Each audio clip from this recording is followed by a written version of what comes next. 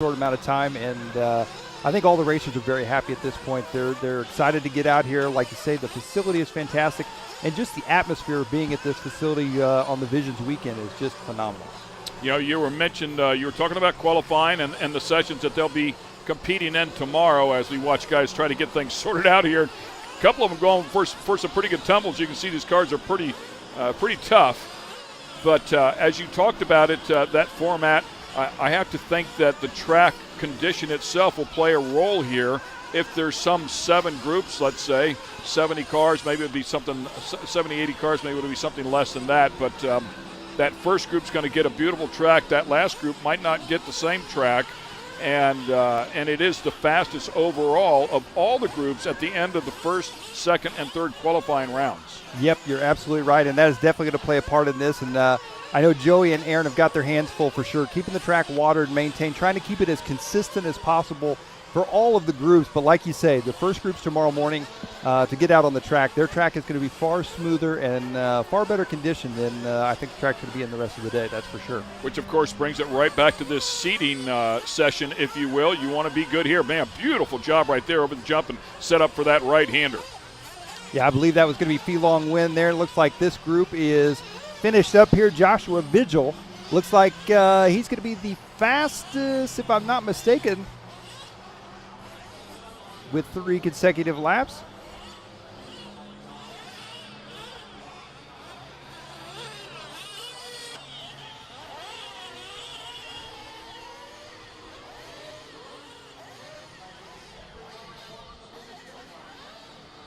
And we're trying to confirm that it is going to be the 3 consecutive laps here.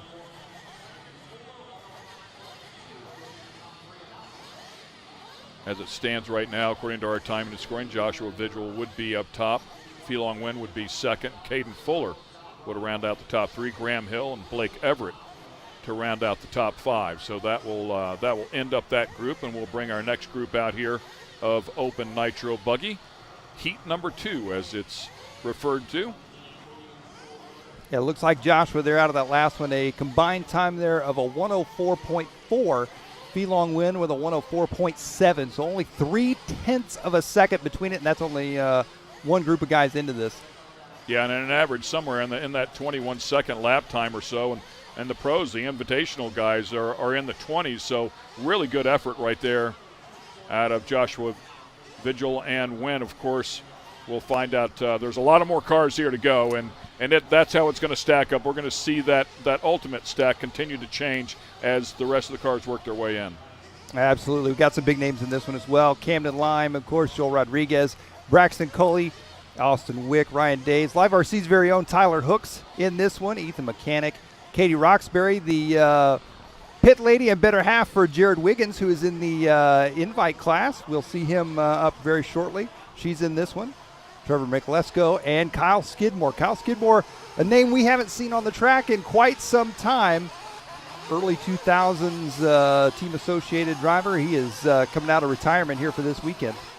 And so in the open class, literally anybody could sign up to compete here today? That is correct. Absolutely. It is. It's just that. Open to anybody that wants to sign up and get in on the action. And again, the top qualifier out of each round of qualifying will go directly up into that invite and grab $1,000 as well. So not only is it a great opportunity to run with some of the best in the country, it's a great opportunity to make a little money doing what you like to do. And, I mean, who wouldn't want to be here this weekend? That's for sure. Good news, bad news. You qualified number 1. You made $1,000. Now you get to race the best in the world. That's right. That's right. And right now we're looking there at that is Live RC's Tyler Hooks on the track. The pink, white, and blue, those signature bright yellow wheels. And Tyler Hooks ripping up a lap at 22.26. Again, it'll go back to his 3 quickest combined laps, or consecutive laps, I guess is the proper word. So you want to string together 3 of them here, and there's not a whole lot of time to do that when you think about you have to put together 3 of them. No, that's true. 10-minute session isn't very long anyway, not to mention, you think 3 laps in a row, and one slight mistake could be the difference. We saw the difference right now between Vigil and Fee-Long Win, 0.3 of a second there. Oh, Tyler Hooks going upside down there. This is not going to be his best 3 laps. Yeah, no. And of course, the corner workers out there, we want to thank them. We appreciate what they're doing because it is brutally hot out there. And you stand out there, I mean, it's the better part of 100 degrees out there and not a cloud in the sky. So we appreciate all of their help. Well, early on here, 3 laps into this one, Camden Lime. Now, Katie Roxbury, Ethan Mechanic, now the order changing all up. Ethan Mechanic, believe he has put himself into a Roar Nationals A main before, so no stranger to running with some of the best.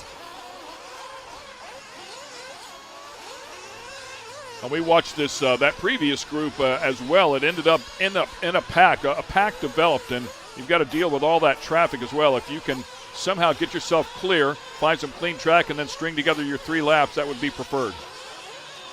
Yeah, and I tell you, that's going to be tricky on this track. That's for sure, because any sort of mistake or whatever, you've got traffic right there behind you. Everybody's very close on this track. There you see, I believe that was Braxton Coley having a little trouble there on that step up.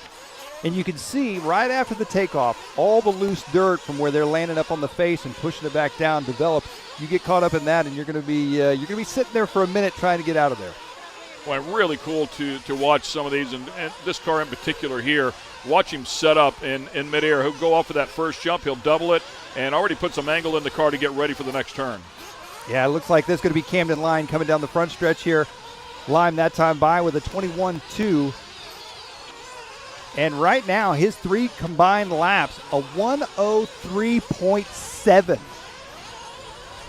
Almost one full second faster than we saw Joshua Vigil in that last one. So, a little bit.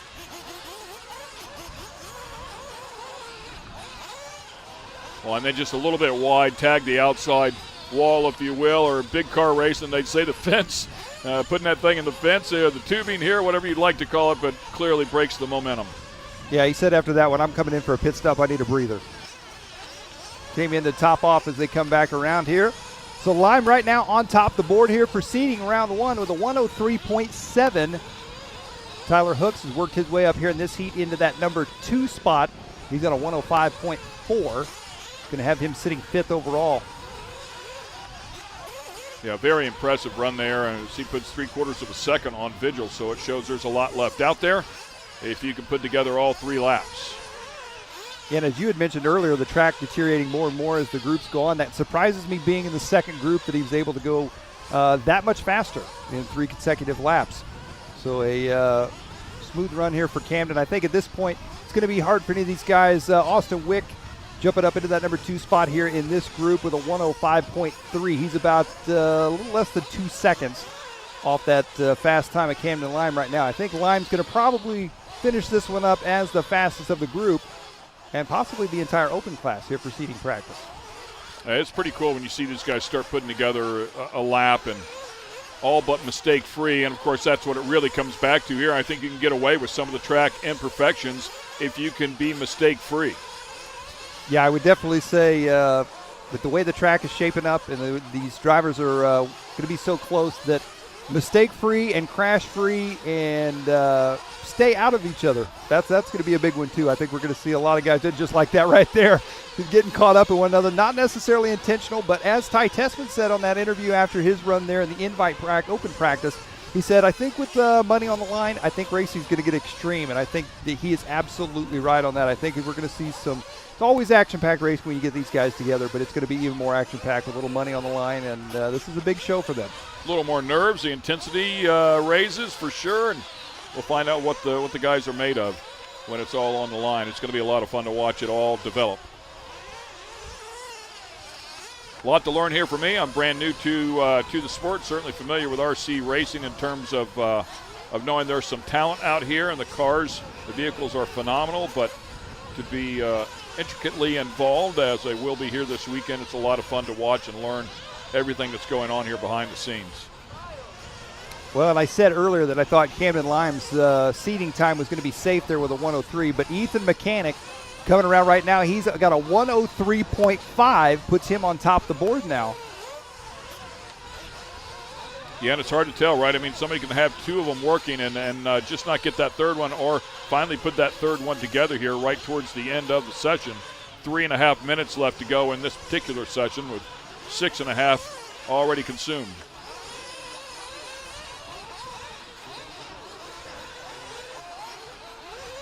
it looks like here we're following Katie Roxbury, the Techno RC driver, the mechanic, and as we say, better half of Jared Wiggins. So again, we'll see Jared in the invite class. Katie, though, she's trying to work her way up into that invite class as well. A little bit wide there on the right-hander. Really sailed that jump and sent her off a little bit deeper than she'd like to go. Beautiful job of apex in that turn, though. Nice double. A little bit wide again, but sets up nicely for that left-hander. Yeah, you get off the main line at all, and you can definitely see how loose it is out there, and hard to get any sort of control of the car, that's for sure, especially out there. Katie back on the track now. Yeah, and a couple of times she's done that. It seems like she really cuts that last right-hander. A nice tight apex, it looks good, but sends her off to the left because she still has some angle in the car, and done it a couple of times, so I'm sure one of those areas will she'll go to work on it. Well, this is our second and final heat here for Open Nitro Buggy for our first round of seating practice. These drivers wrapping it up here. Got 2 minutes left in this session.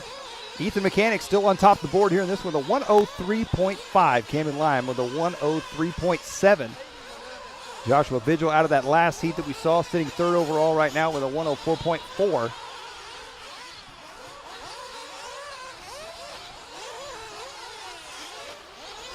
One driver going upside down there. Now it looks like we're following the TLR buggy. That is going to be Braxton Coley. Coley coming down that right-hand side. Nice line right there for Braxton, setting up for that inside there into the step-up section. He goes. Braxton right now going to be sitting, looks like roughly 7th overall with a 105.4.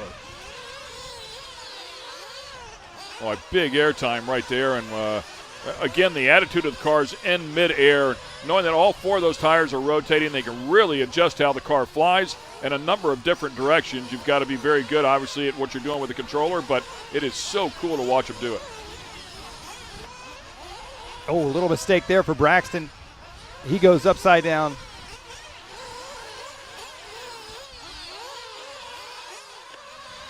Braxton had 2 pretty consistent laps there. He was trying to put in that third one. Ends up upside down. That's going to cause him to start all over for that 3-lap run. With only 45 seconds left to go, he may not be able to better his time. But the car getting stuck there on the step-up jump. There's Katie Roxbury. Another mistake there for Braxton. Same spot once again. Not sure it was done the same way, though. That first time it hit the inside berm, I think he hit the tube there on the inside. That time it looked like maybe a rut bit him. A lot of different ways to make a mistake. Hard to be perfect. Yes, that is for sure. 15 seconds left here for these guys in this session. Ethan Mechanic. Oh, big mistake there for Braxton. Ethan Mechanic still on top of the board with a 103.5. Camden Lime with a 103.7. Fast lap on the track right now. Ethan Mechanic a 20.6. So right up there in comparison with a lot of our invite drivers. Camden Lime's fast lap at 20.8. The only 2 drivers in this session right now to get down the 22nd lap range. Everybody else 21 or above. Yeah, very impressive. And, of course, I guess the difference would be with somebody like that capable of running the speed, but can you do it for the designated amount of time where the pros are so consistent? Yeah, you're absolutely right. 3 laps is a lot different than an entire race, that's for sure. So that'll play a part in this, that's for sure. And I've yet to see anybody double that step up. Everybody lands on the face of that jump, so it must be the best way around. I've yet to see anybody go up and over and try to stick it. Yeah, I'd be curious to hear from a few of the drivers because, like you say, that seems like something from our point of view that you downslide that and try to make it, but obviously that's easier said than done. So those guys have, most of them have chosen to jump up into the face of it. And that first part of the step up is so steep. I wonder if it just launches a car so it doesn't, if you drive it off hard enough, it just doesn't land properly, on all 4s. Although we talk about how they can change the attitude of the vehicle midair. They definitely gave them something to work on there. A bit of a challenge there with the track. 100%, 100%. Well, you can see this fantastic facility here at MidAmerica Outdoors. Jay, Oklahoma. There we're looking at, tumble there for, I believe that was Tyler Hooks. There's Camden Lime as he's finishing up here as we get set to go into our Sportsman Nitro Buggy Heat. Only 5 entries coming up in the Sportsman division.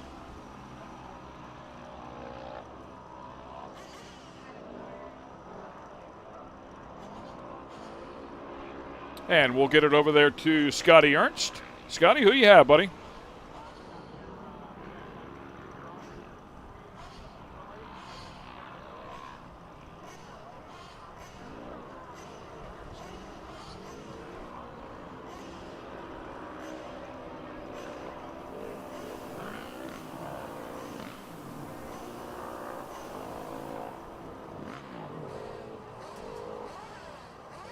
We'll come back to Scotty here. He's there on the driver's stand with Katie Roxbury. As we were saying, though, a fantastic facility. You can see in the background the waving flags. Those are just a few of the other events taking place here this weekend for Visions. I believe that on the left-hand side may be the pit bike races. Old, so it's really cool that I found a partner that. It looks like we may have Scotty back online. Let's send it back down to him here. Fans that really love motorsports. That's a pretty cool opportunity. Yeah, I think this is awesome. I mean, RC is kind of a small, tight-knit group. Everybody knows everybody, but it's really cool to see, you know, people from outside that are doing like these buggy races or side-by-side races that get to come out and see what we're all about. All right, well, good luck this weekend. Have fun. Thank you so much, Scotty. All right, thanks. Well done. One of the ladies here representing here, running with the big dogs here at Divisions Race. Thanks, Scotty.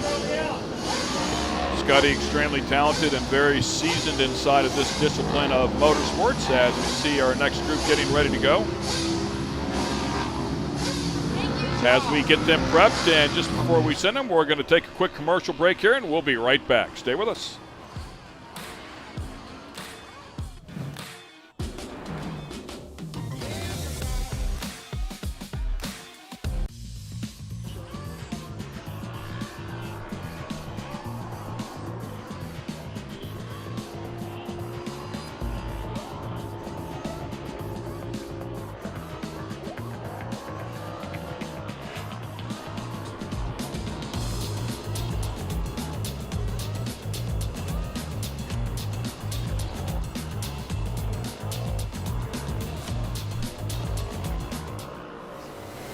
Oh, I thought it was real buggy too.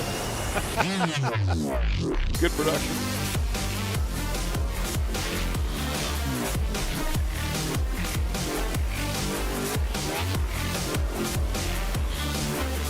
So when you see the blue smoke, I'm guessing it's like a normal car. It's running a bit on the rich side. This is the ProTech RC LS5. It's a 5-port Will they long shave stroke that tire and get rid of 21 that ridge a nitro little? engine, perfect for buggies and great for truck. It features everything you'd expect, like an easy-to-tune, heat-resistant carburetor, turbo plug, large cooling head, and explosive power, all at a price point that blows away the competition.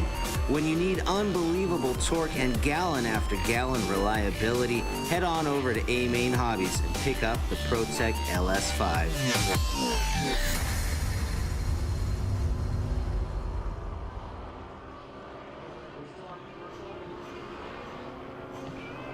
Your usual set? Please.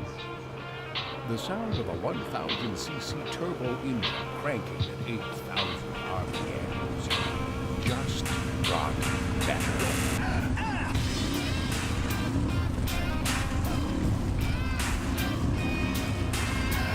HMF, the official sound of the off-road.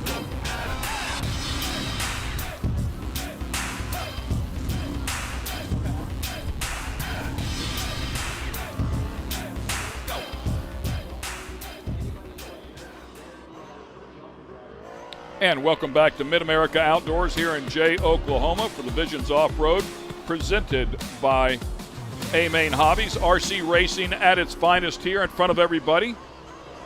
And we're doing the seating sessions. Is that the correct terminology? That is correct. Our seating practice underway. And got a little glimpse there of the A-Main Hobbies demo track.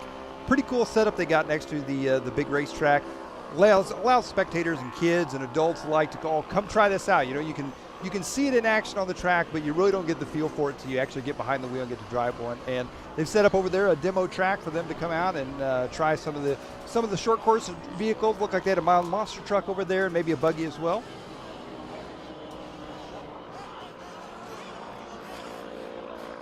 So the Sportsman division out here as they cut their teeth on this racetrack as well. A little bit of grooming between the two sessions. You see that they had the water hose out. Yeah, the Sportsman Nitro Buggy class, looks like we've only got 5 drivers in this division here. These guys hopefully will be back next year. I'm sure a lot of these guys will be learning the ropes and working their way up into the open division. Oh. Little rebound action right there, right?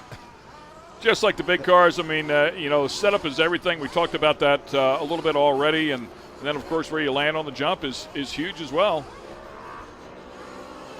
If you're on the power when you land, I mean, all those things play in. Yeah, they all come together, that's for sure. And you can see just a little bit of a kicker on that right-hand side there of the racetrack.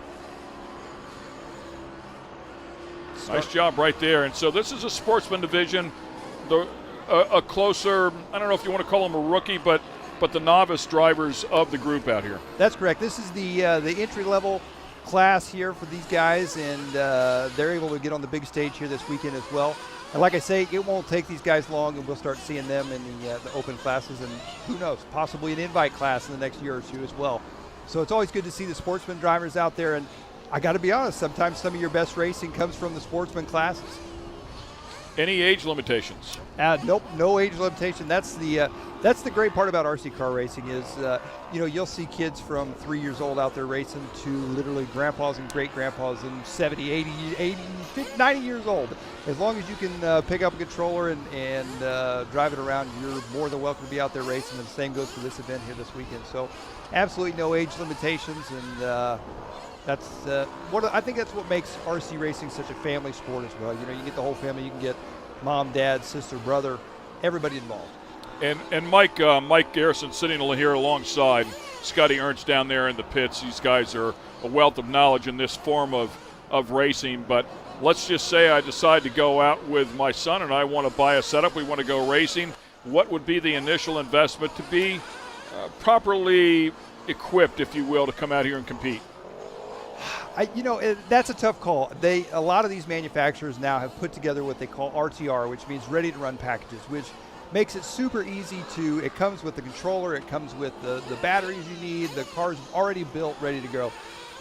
99% I'm going to go ahead and say 100% of these guys that are at this event here, they're buying cars in what you call kit version. So basically it's a box of parts and screws, which they got to put them all together, and they put pop-up engines and all that kind of stuff. A ready-to-run kit can run you anywhere. If you're running for like a nitro buggy, you're looking at probably anywhere from $400 to $600 to get on the racetrack. Extremely. That's like a tank of gas these days. Right, yeah. But as far as entry-level vehicles, my personal favorite is always going to be short course trucks. I love short course trucks, whether you're in the backyard just bashing, having a good time, or whether you're out racing. Short course is one of my favorite forms of RC racing.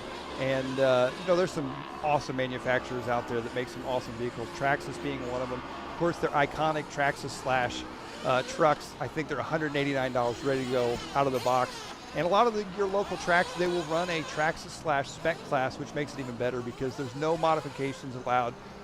They tech inspect them. It allows you to buy a car, take it off the shelf, and go out and race and be competitive. And that's a really cool aspect of RC racing as well. Yee.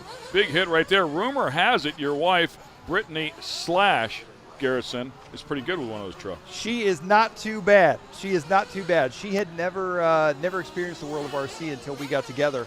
And her first RC vehicle was a Traxxas Slash, and we still have it, and she still puts a lot of miles on it. Now, not so much on the racetrack. She's graduated up into the 8-scale buggies and stuff like that, but she still puts a lot of miles on it. And so do I. Tear it up a little bit here and there at the house, chasing the dogs, chasing neighbor kids around.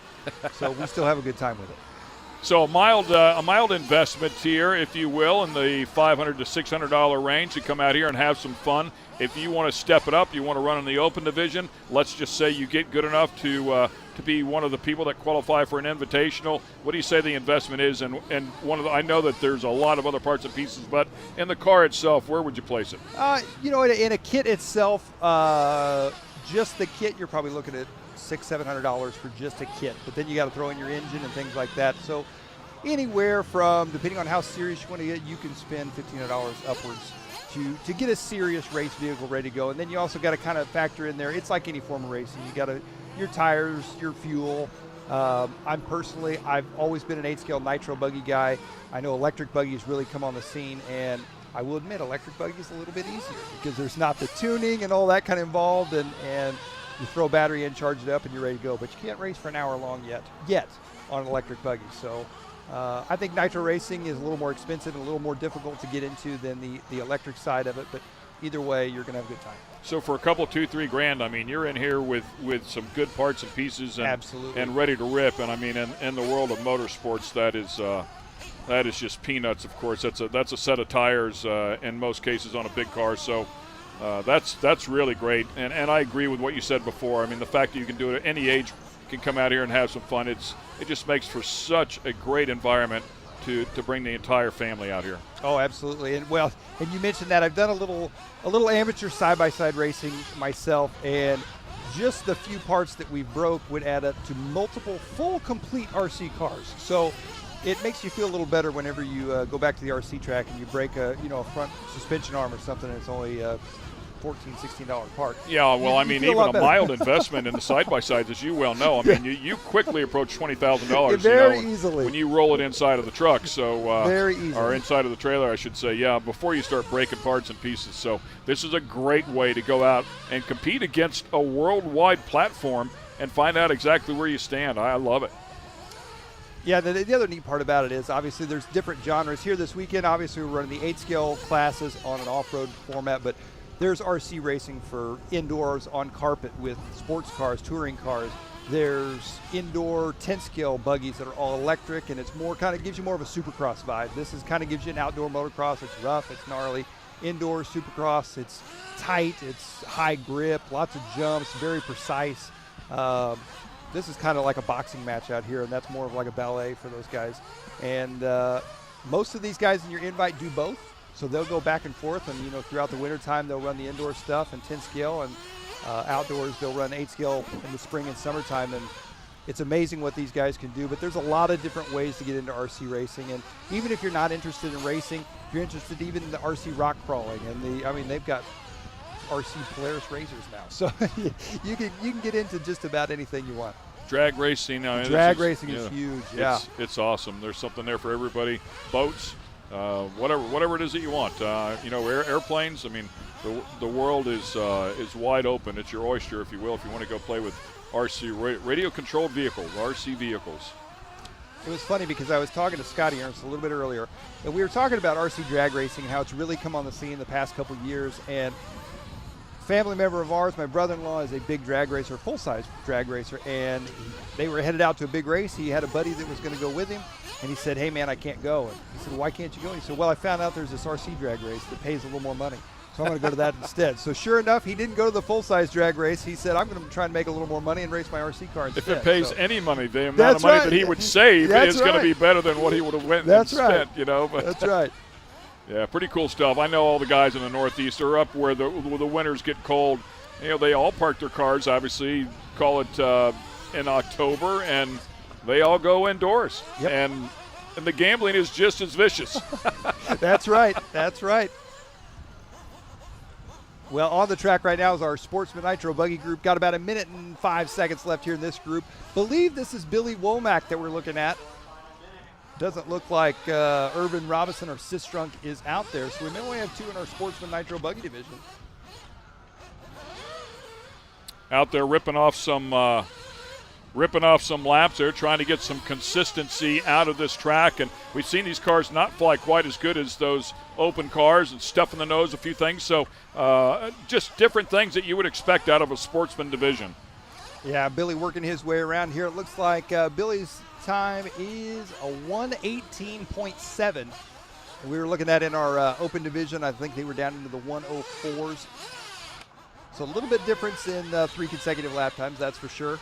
Yeah, I think we were 103.5, if I'm not mistaken. 104, we saw Vigil do a 104. So, yeah, exactly right. And exactly, so they picked the right class. They're exactly where they need to be. Hone their craft. Keep working at it. Work on your skills. Come out here and have some fun. Yeah, just get better at what you do. The cool part about this is we're looking at fast laps here. Billy Womack's fast lap is a 24.8. Dennis's fast lap is a 25.1. So there's 2 cars on the track. However, they are pretty evenly paced. So we could see a fantastic race here this weekend just between these 2. If no more Sportsman buggies show up, this could be a fantastic race just between these 2 guys. I remember a number of years ago, I actually have one of the tracks of slashes as well, and we took it to a little venue there outside of Indianapolis. And, man, I'm telling you, this is not an easy task.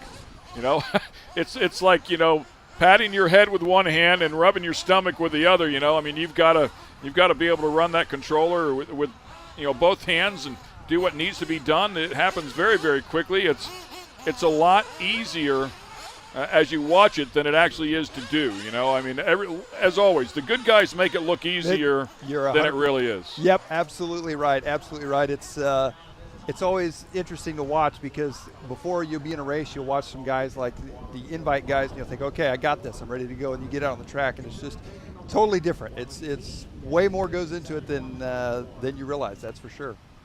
I get a kick out of this every now and again. Matter of fact, we just saw both of our Sportsman drivers do it. They'll go past pit road, turn around, and come back up the opposite direction. Yeah, I don't know that is that may be slightly frowned upon, but you know, hey. It certainly would be frowned upon if somebody was trying to get off a pit road. Yes, so. I was going to say, especially once the race gets going, that might be frowned upon. But that's great stuff. So that wrapped up that session, actually. So they could get away with it there right at the very end of the session. Good stuff for sure.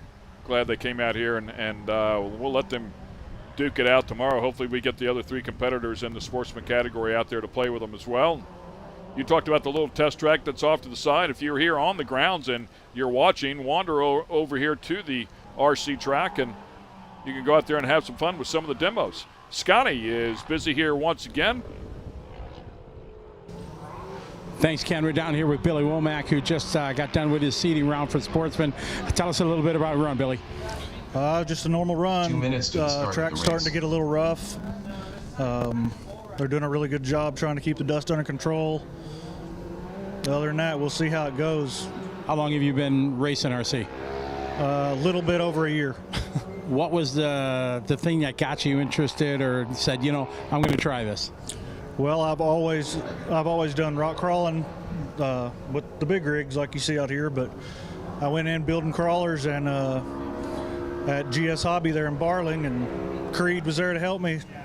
And then he asked me if I wanted to try racing, so I started with indoors, and here I am now in debt, but having fun. Exactly. I think that's for all of us in motorsports, but glad you joined us here at Vision. Wish you the best of luck. Thank you. All right. There you go. So he started a big scale and gotten down here to the small scale, racing RC with us here at Visions. Thanks a lot, Scotty. He might be in debt, but he's not near as in debt as he would have been if he was out there playing with that big car, so doing a great job. Once again, we'll take a quick commercial break, and we'll be right back with our next group.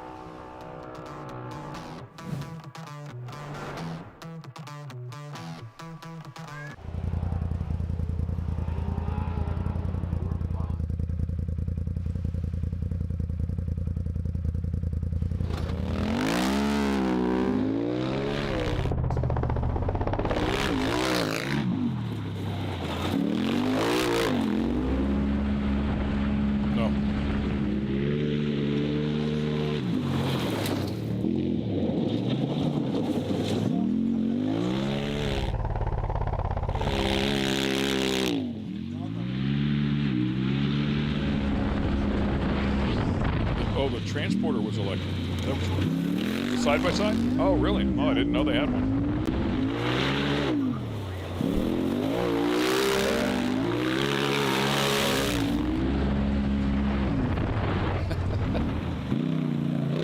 Torque monsters.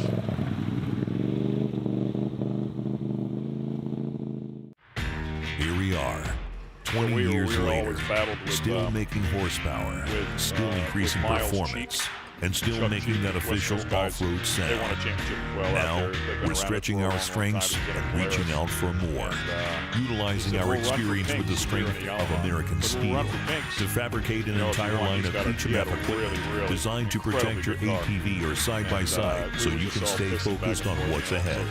Bumpers, exoguards, racks, and accessories, HMF off-road equipment, improved strength, Why would anybody want to hop in a car when no matter how bad they screw up, they're in so the right you're gear when they come off prepared the to get turn? the job That's done. no fun. HMF, We're not into this. equipped to perform.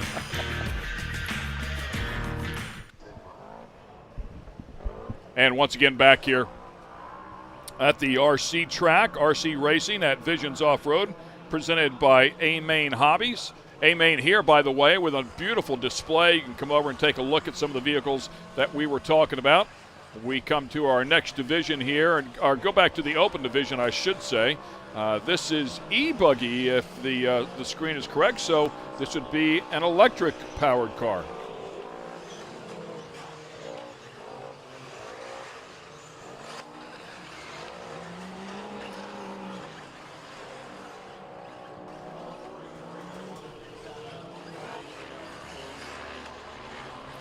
Yeah, it looks like our open e-buggy here. So our electric buggies, we were just there on the break talking about the electric side-by-sides that are here. And now we've got our electric 8-scale buggies out on the track. Now this is an open class. There's no invite class for these guys. So a lot of our invite drivers, including this right here, that is Seth Van Dalen, the Techno RC driver. He's in the invite class. A long list of invite drivers and some very talented drivers that are not in the invite class, that are just in the open nitro class. We'll see them all combined here in our electric class.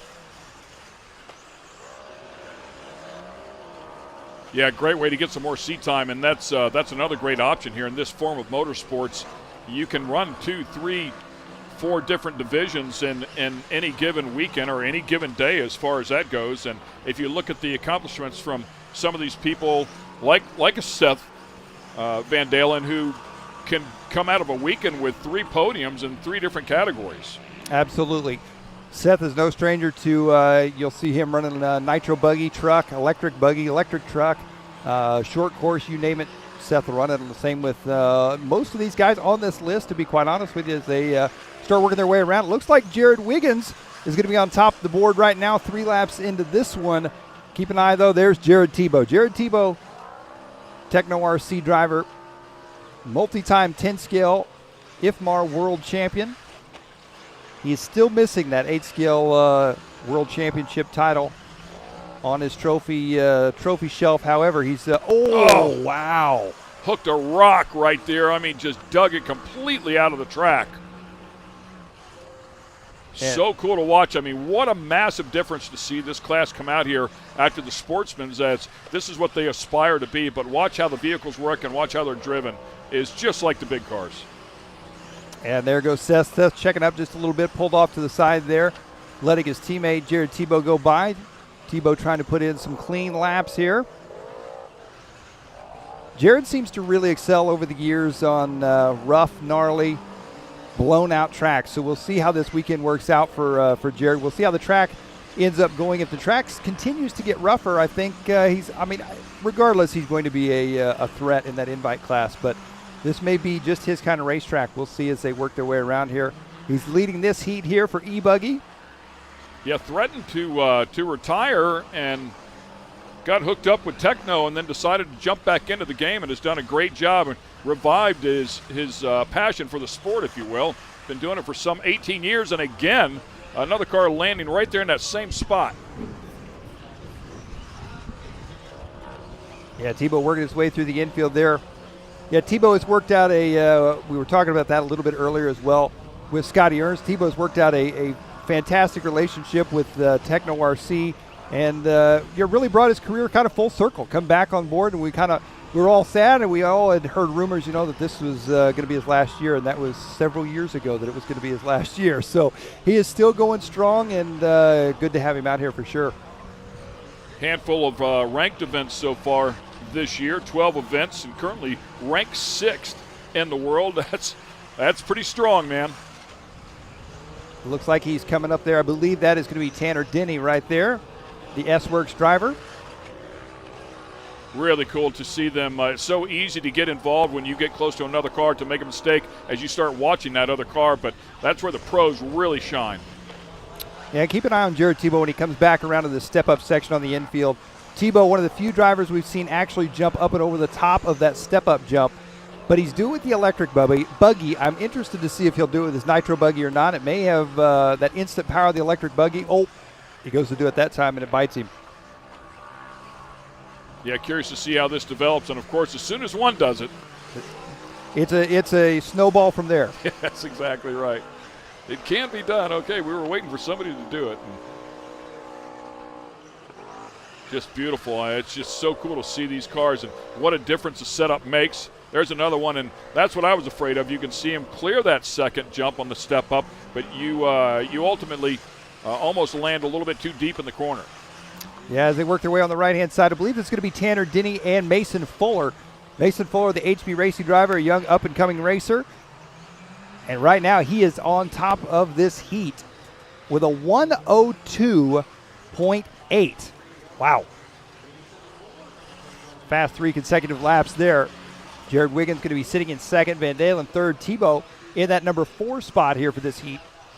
Yeah, some 7/10 quicker than we've seen so far. Again, with the electric setup here, and you do wonder the difference sometimes between the electric and the nitro power plants. You talked about them not being able to run as long, but boy, they can produce some wicked power. Oh, absolutely. They when they get the power down, it is moving. Taking a look at Fuller here. Fuller with those neon green wheels, if you will. And again, so consistent. Great flying car, up and over the step up there. Nails it perfectly. Right back into that right-hander, a little bit wide, and then sets up for a long arcing right-hander. Sticks this right here. That's a beautiful job. Mason Fuller, longtime TLR driver, made the switch to HB Racing. And seems as though he's working just fine with the new cars. Again, over that step up. And he's got a little, you can start seeing that muscle memory, that rhythm that those guys have, that they feel, and woo, up and over a competitor in the process. Fuller's got the full package working right now as he's coming back through that infield. That time by a 21.5. His fastest lap, though, is the fastest on the track. A 20 point, and just I say that, Jared Tebow clicks off a 20.385. So Tebow, he's sitting 4th right now, but that one single fastest lap of the 20.3, that's going to be the fastest we've seen out of this heat. And how about Seth Van Dalen now to the top of the charts at a 102.14. So really strung together 3 great laps. Oh, and there Mason Fuller clipped the top of that step up. Van Dalen going to be out front here. Mason Fuller in second, Jared Wiggins third, Jared Tebow in a 4th. Tanner Denny, Garrett Martin, Sean Miller, and Robert Chapman. What a great class here. Great group of drivers. These guys, as you can see, are going to be running 8-minute sessions rather than the 10-minute sessions.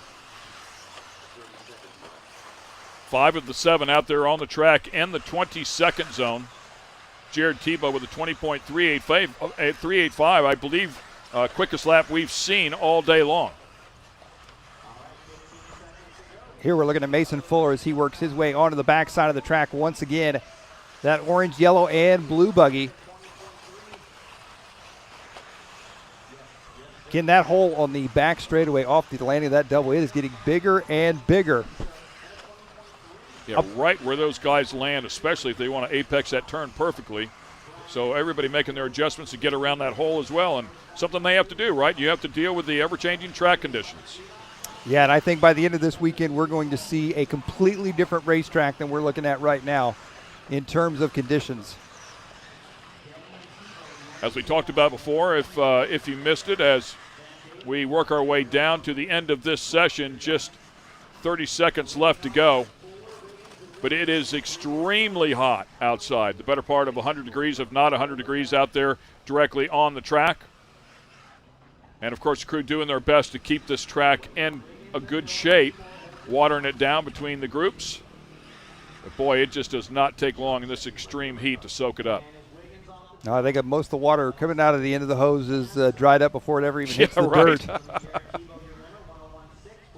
And once again, we'll get it over to Scotty.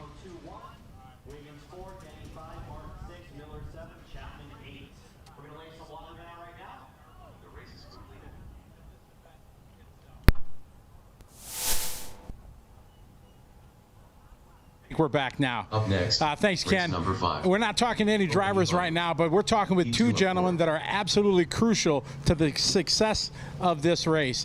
To my left here is Joey Christensen from The Dirt. He is world famous for building racetracks around the globe. Joey, when they had this idea of Visions bringing RC, there was one phone call they had to make, and it was to you. Yeah, I was excited to get the phone call, and we're just proud to be a part of it. They've it's a great facility. They're good people, and I think it's going to do a lot for our sport. So I'm excited to be a part of it. As I mentioned, you have built tracks from around the world. You have the Dirt Nitro Challenge in California you've done every year. When you come to a new venue like this, that's a clean slate. Where do you start? Well, being that it's such a big project and a lot going on here, it was hard to know exactly like what the vision was from, there's not an existing track here. There wasn't even a pad of dirt here. So it was fun to, like, from the ground up, like, how big is the area going to be? What's the driver's stand going to look like? I got to design the driver's stand and draw the pit lane drawings, the driver's stand drawings, the fencing drawings. So that part of it was kind of fun. I normally don't get to do that. And it was cool to see all the dirt getting brought in from a different spot. It's like this nice clay. And so, yeah, it's amazing to see what being a part of a bigger organization outside of RC cars, because this is a side-by-side facility with all kinds of different motorsports and huge corporate sponsors. There's a little more money in the pool to help make our RC part available. So sometimes you don't have those luxuries. So when they're like, hey, what do you need, a fence right here? I'm like, sure, a fence right. Do you need a what? Yeah, sure. I'm like, wait a minute. So it took me a while to get acclimated to the ability to, like, make things happen bigger than what I normally can make. So it's a luxury that I don't usually have. So it's been awesome. As you said, you started from the beginning here, but this is only step one. They have a vision of expanding this, bigger track, big facility. There's a lot in store for the RC racers of the world. Yeah. I mean, it's cool that, Brandon from Live RC, made the phone call to me and said, hey, I got a guy that can do the track and help design it all. So I appreciate Brandon doing that. And just being able to have Live RC and Live Time be a part of the broadcast and really get it out there and get it on MAV TV, I think it's just huge for the industry.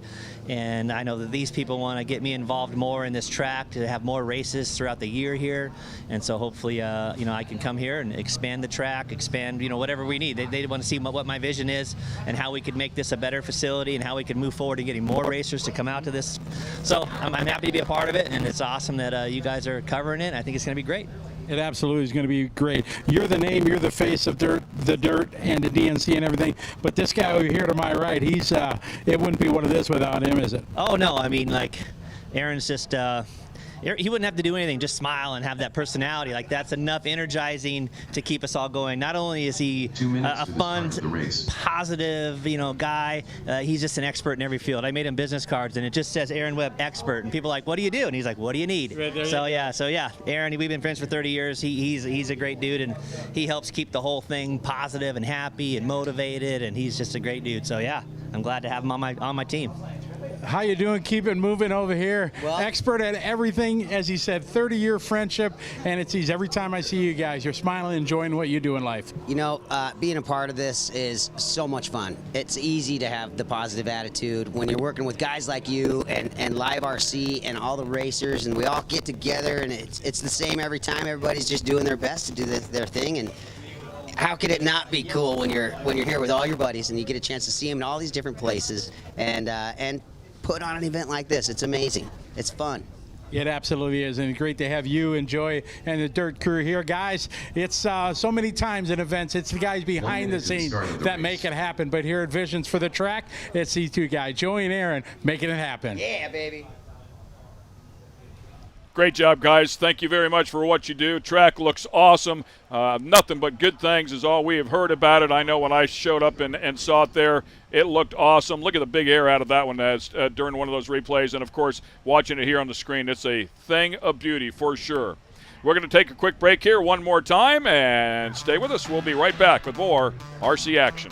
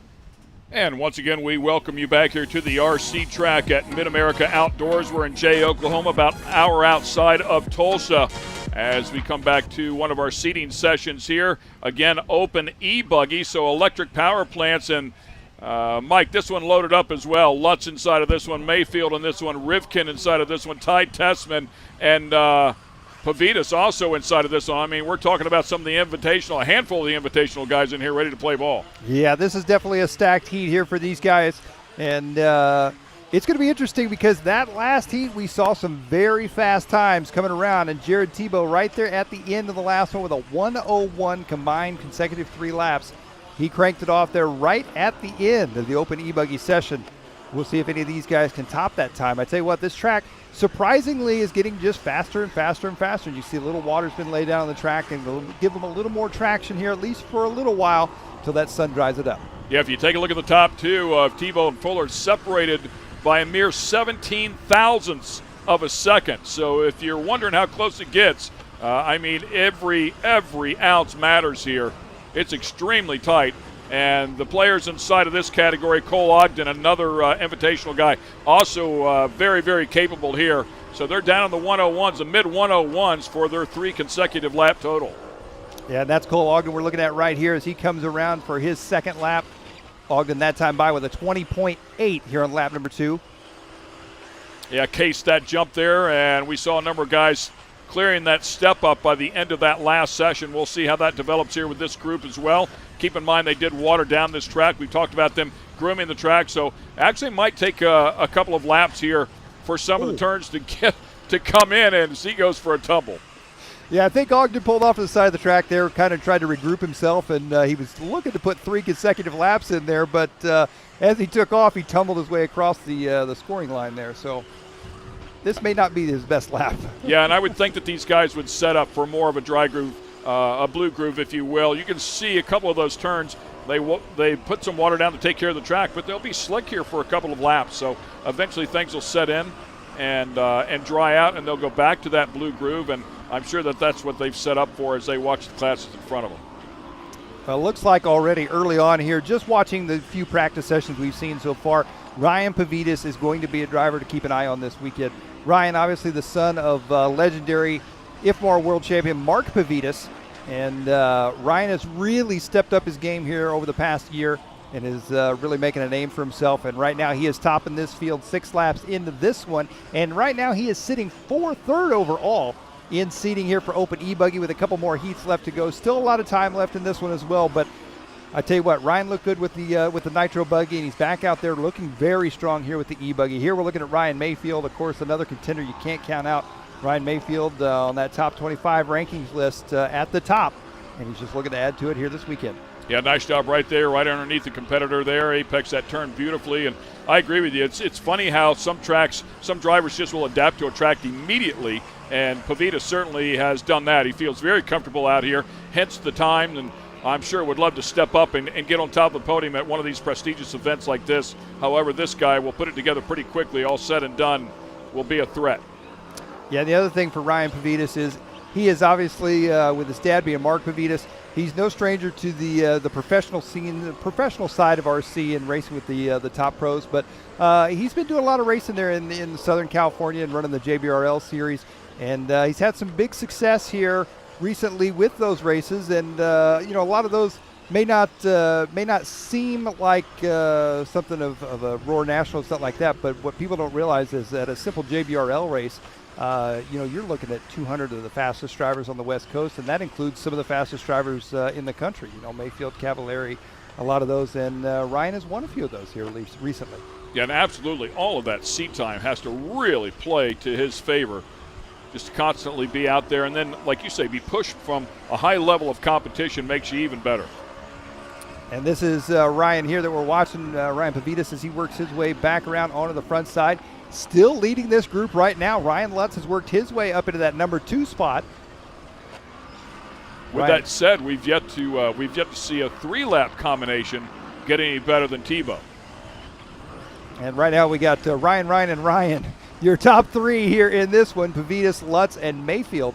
Ryan Lutz, of course, this year jumping back to the kind of where his racing career all started with Team Kyosho.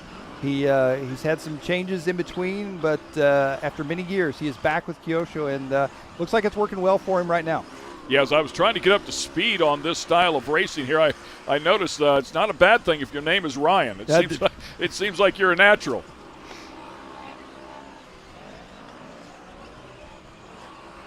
And again, in this session, 3 minutes left inside of this one, so a total of 8 minutes as we've talked about.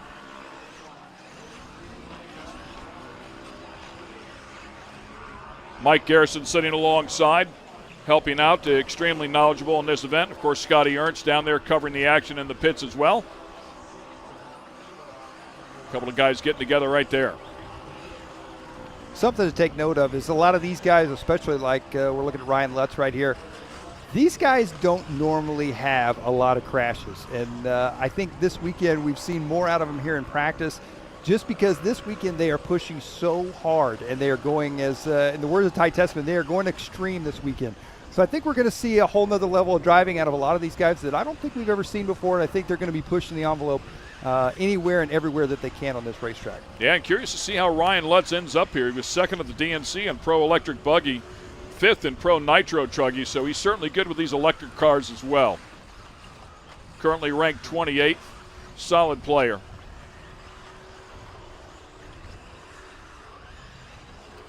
Right now, Jared Tebow out of that last group still holds on to that top seed spot with a 101.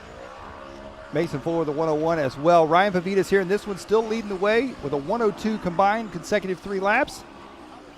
A little mistake there for Ryan Lutz as he ventures through the infield. He's back going once again. Fast lap on the track, though, here in this one, a 20.2. That last round, we saw Jared Tebow with a 20.3, but I don't think we've seen anybody get down to the 20.2 range yet. I think Lutz might be the first one. I agree with you, and if memory serves, I believe the quickest in the Nitro ranks, Nitro-powered cars, was a 20.4, so of course, we were far from done here. We'll see if they pick up the pace here. And maybe this track is coming to them a little bit. The guys had a look at what was going to happen here, make some adjustment to the cars, tire compound that they've chosen here. And, yes, they do have access to different compounds. And now it's coming back to them. Yeah, and it does look like that main line is grooving up just a little bit. But I tell you what, you step outside that main line, and it is there's a lot of loose dirt out there that can ruin a line or lap real quick for these guys. They got to be pretty precise, especially through that infield section right there through the switchbacks. You see Ryan Lutz coming around. This may be, we'll let him go one more. That was another good lap right there for him. And there he's on top of the board in this heat now. Ryan Lutz now bumps his way up ahead of Ryan Pavitas, both with a consecutive lap combined of 102. Yeah, 102 flat and a 102.1. As he struggles and goes off the track right there. Currently 3rd and 4th overall.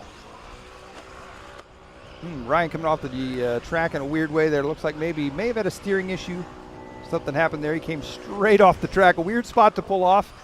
May have had a little car issue there. And if you're new to the sport, the Kyosho on the side of the car is the style of car, if you will, that he's using out here to compete with. Looking here at Spencer Rivkin, Team Associated driver. Making his way onto the backside of the track here, down that side straight. Rivkin trying to put in a few fast laps there right at the end, and time is going to run out. So Ryan Lutz is going to top that one with a 102 flat.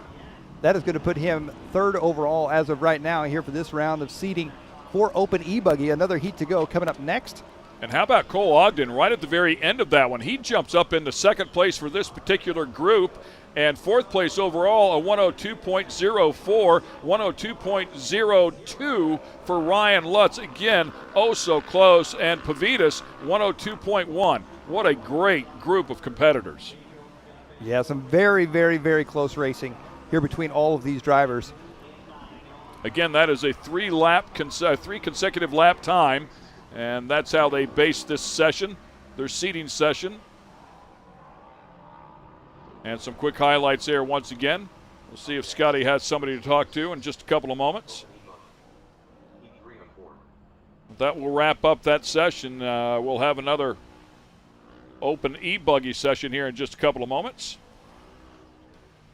In the meantime, let's sit it down to Scotty Ernst for another interview on the driver's stand. All right, thank you very much, Mike. We're down here with Cole Ogden, HP driver from Atlanta, Georgia. Cole, got a couple runs on the track now. Tell us how it's going. Yeah, so far so good. I mean, the track's awesome. Joey did a good job. The dirt's crazy, a bunch of rocks. But so far the cars are pretty different. Had to do a few little tweaks for some stuff that I'm used to back home to make it work for here. So luckily, right there in the e-buggy, it proved that it worked. So we'll relate it to the nitro and keep trucking.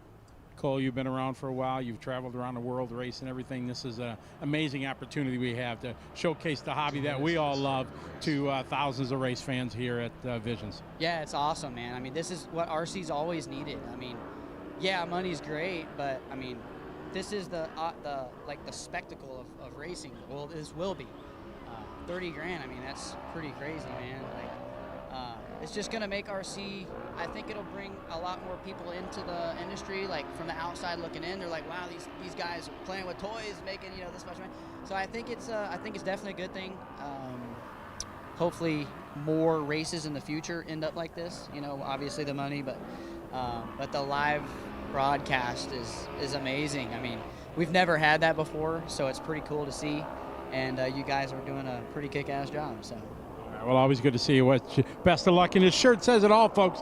Eat, sleep, race, repeat. Cole Ogden, locked and loaded here at Visions.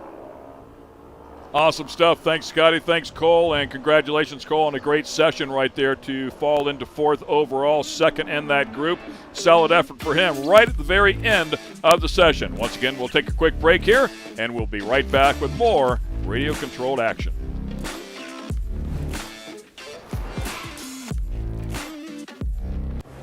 Ready for any challenge. Maxxis tires can handle even the most punishing off-road conditions.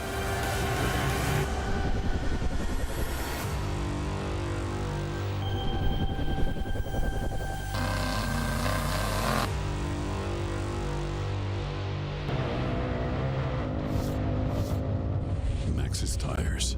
Tread victoriously.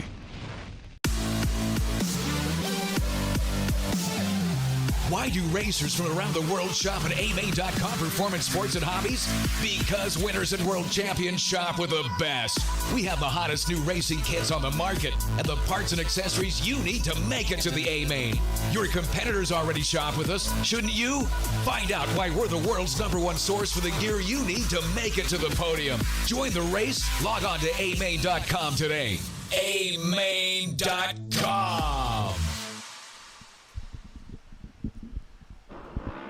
Ken Stout back with you. Mike Garrison sitting alongside, and Scotty Ernst up there on the driver's box, keeping up with all the action there in the pits as we continue on here with our seating session.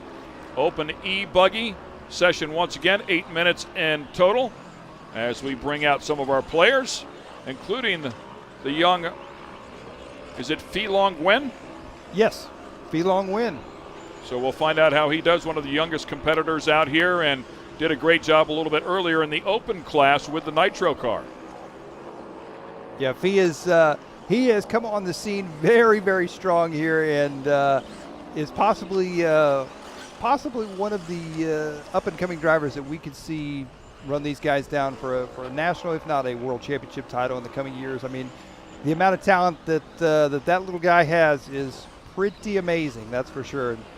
He went from, as we were talking about earlier, he started out in the Sportsman class, and in a matter of a year or so, he's already up here running with the pro guys. So very cool to see him, and happy him and his dad were able to make it out here this weekend. Camden Line also had some success out here a little bit earlier in the day, as did Joshua Vigil.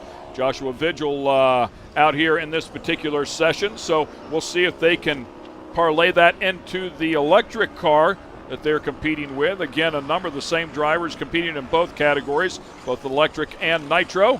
Wow, sailing that thing out there.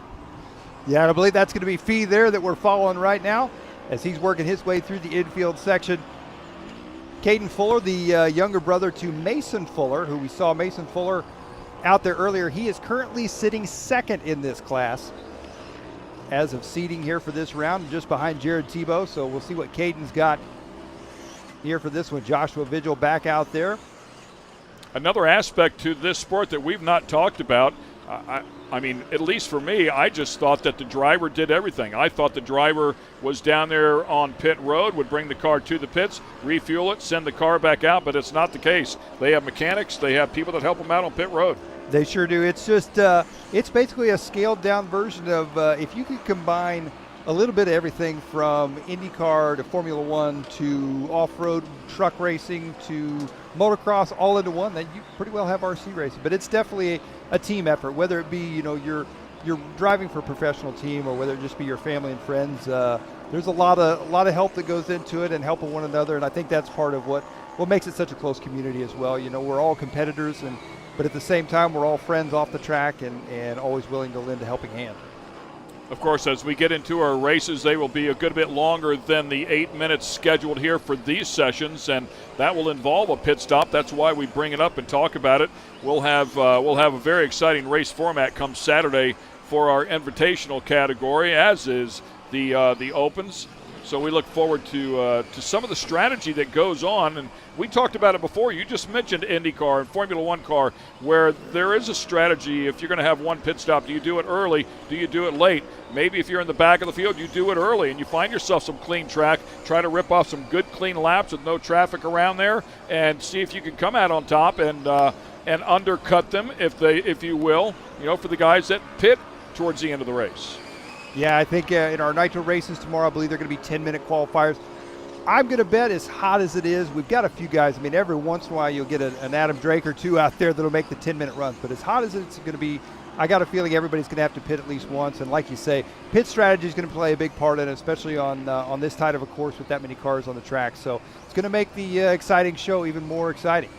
And help me out with tire compounds as we watch this session continue on here, approaching the halfway point of 4 minutes. But talk to me about the compounds, because we heard one of the drivers say he tried the super soft and felt like that they were driving away from him. He comes back to a soft compound.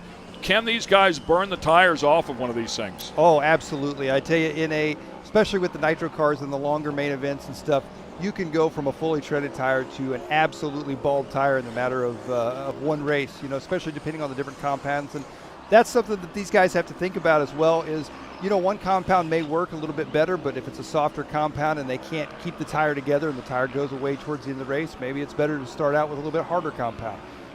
So it's the tire game is definitely, it's an animal of its own, and these guys, that's a big part of this for sure.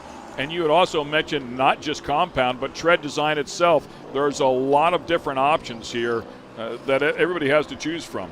There's so many there at this point. There's a handful of major brands, obviously, that all have their own tread compounds, but they've all got their own compounds, own treads, and then on top of that as well, you have these tires, rather than be obviously inflated with air and that they have foam inserts in them, and those inserts, they come in different shapes, sizes, densities, all of that. So all together, you've got quite a variety. Not to mention, of course, the wheels. Pretty standard anymore, you know, an 8-scale buggy wheel is an 8-scale buggy wheel, but there's also stiffeners you can put in wheels. Some wheels flex more than others, and all of that's taken into account for a lot of these guys, and it's a real puzzle piece. Absolutely incredible. Thanks for that info, Mike. And I did not realize that they didn't have air inside of these things. I'm thinking almost nitrogen, because they are absolutely like the big race cars, or big brothers, if you will. But you're telling me they have foam on the inside, so different densities of foam is going to change everything. It's going to change the spring rate, if you will. Absolutely, absolutely. And a lot of these guys, maybe not as much here for the 8-scale scene, but especially for 10-scale indoor racing, a lot of guys, you have to break in foams. And, you know, if you get a new set of foam, it may handle than a set that's kind of broke in and wore in a little bit. And you'll see guys, sometimes they'll even cut a good tire off to replace just the foam inside, or vice versa. They'll keep the old foams and mix it with a new tire. There's a lot of different combinations that these guys will put together and do just to gain tenths and thousandths of a second on one another. Amazing, absolutely amazing. And I'm sure with all those options out there, it's easy to think yourself in and right back out of the box. That's absolutely right. And hopefully for these drivers, we don't see this happen, but it's not uncommon. So these basically are glued. The tires are glued to the wheels using a we call it tire glue, but it's a heavy-duty super glue. Fast-drying super glue is what it is. And these guys, from time to time, a tire will come unglued, a foam will come out. So you may see one of those foams, whether you're meant to or not, before the week isn't over. We've been watching Joshua Vigil here, and I've seen him stuff the front end a couple of times. He flies it really, really high, and it lands hard, and obviously compresses the front dampers here to the point that the car digs in. Does he make an adjustment driving, or is that more of a setup adjustment? He'll come off the track and make a front damper adjustment. Again, it's kind of a fine line. It's one of those things. It depends on – the adjustments can make such a big difference for these guys that if he adjusts it to where one area it's better, it may totally alter it in another area of the track that actually slows him down even more, rather than, like you're saying, just slow his driving style down, take that section a little slower and attack where he can on the rest of the track. So it all kind of varies on driving style and cars. All of these brands that are out here this weekend, all these cars are fantastic cars. They all have great drivers behind them, but everybody has their own driving style and their own field of what they want out of a car. So what he wants out of a car and what another guy wants out of a car may require a setup change for one and maybe just a driving style change for another. A simple question with not a simple answer. That's right. That's right. That is right. Like everything else in racing, yep. So many options, so many variables. Two guys going at it right there, very, very close, and that's what's always gotten me. I even whenever I was able to drive one, sailed right over his competitor and went right up over that step up. But when I was driving one, the second I got around somebody else, it immediately consumed me, and I was not able to drive my car as good any longer. Yeah, that has a tendency to happen. That's we like to call that whiskey throttle. You get next to somebody, you get a little whiskey throttle and try to hold them off. You don't want them to go by. Looks like this session has come to a close. Caden Fuller, younger brother to Mason Fuller, going to take the win. A great shot there of the amainhobbies.com demo track over there. You can see the kids and the spectators lined up, checking out all the vehicles and getting their chance to get behind the wheel of an RC car as well.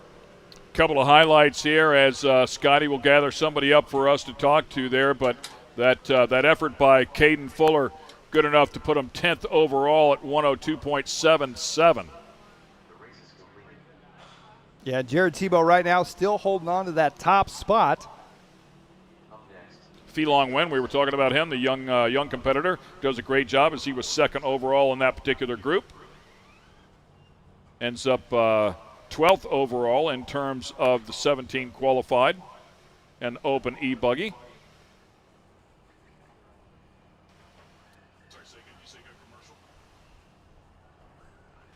And we'll give Scotty a break here on this particular one. We're going to go to commercial break. They're going to groom this track here for a few minutes, and we'll continue on with another e-buggy category.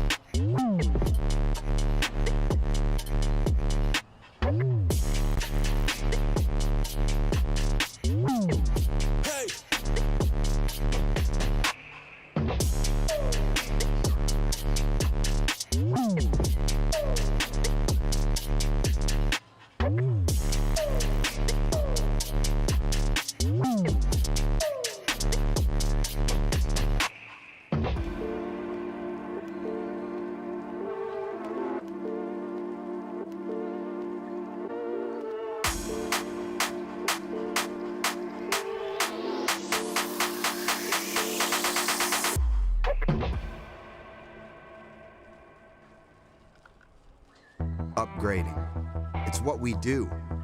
So upgrading is what we did. Introducing the IQ equipment lineup powered by HMF. Designed for the most adventurous side-by-sides in the world, IQ equipment has the strength to tackle the off-road head-on. Bolt-on American manufactured steel. Engineered to increase strength, durability, and protection so you're equipped to handle the most extreme performance. When you're ripping through the desert at full throttle, or tearing through some of the most brutal terrain in the world, you're going to need equipment that keeps you moving at a high level. Because when you have the performance and you have the protection, you then have the confidence to actively pursue your passions just as freedom was intended to be. HMF, equipped to perform.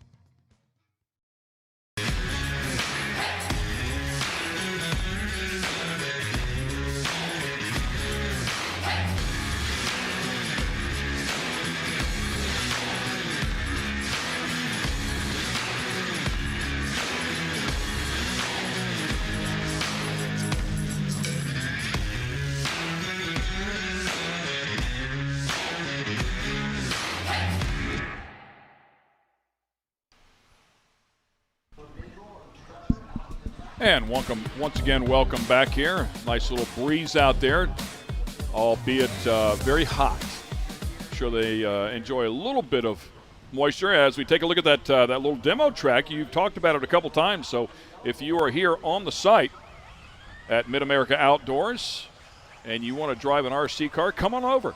They've got something for you over there. A-Main Hobbies is here on site and have some demo cars. And it looks like we are going live here with this session, our final heat of open e-buggy here for our first round of seating. In this one, we got Ryan Days, Gabriel Montiel, Austin Wick, Alex Gwynn, Jacob Vigil, Ethan Mechanic, Braxton Coley, and Live RC's very own Tyler Hooks. Currently at the top of the field, Jared Tebow, 101.6, followed up by Mason Fuller, 101.62. 17 thousandths between first and second as we bring out this final group. And we talked about the track changing here. We'll find out if anybody can get close. The last group did not. The quickest one ended up 10th overall. But that's not to say that that things can't change up here. Once again, they've sprayed this thing down with water, groomed it up a little bit. We'll see if anybody can get after it and get inside of the top 10. 3 consecutive laps is what you're looking to put together here in this session. And that's not how you do it. All right, that is not the right way to start out. Maybe you got that out of the way and got to go for it sometimes. That's right. You can only go up from here. They've given us a couple different angles. This is from the other side of that step up. We're easily confused in here, so see it from one side, then see it from the other. You wonder where they're at. Beautiful job there. I just love it when they sail that thing over into that right-hander. It's awesome. Yeah, you saw Ethan come on to the start straight there, start swapping back and forth. A good save for him. There he has a little mistake on that step up, and you see how that loose dirt get caught up in that, and you're going to be 50-50 tube grind, man. Yes. Tony Hawk would be proud. Yeah, exactly. Not the best way for a fast time, but entertaining to watch nonetheless. And how about that? Checked up right there, had presence of mind to realize there was another competitor right there. Wanted to get some good, clean track, so checked up a little bit and to take another run at it. Yeah, it looks like 5 laps into this one. Braxton Coley going to be leading this heat race. He's looking, he's outside the top 10 as of right now. Still quite a bit of time left for him. Austin Wick there in that second place spot. Austin Wick's fast lap on the track, a 20.8. We're looking at Ethan Mechanic here. His fast lap right now is a 21.5. And I believe quick of the day so far in the 20.2 area.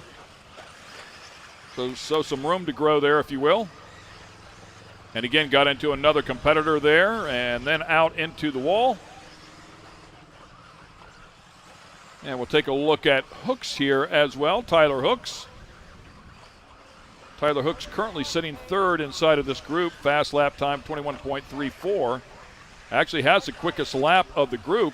I say that, and Tyler Hooks puts a 20.9 on the board. Yeah, Tyler out there driving. I believe that is going to be the Mugen buggy. Austin Wick right behind him puts a 20.8 on the board. So they're getting a little bit quicker as they go along here and get a handle on it.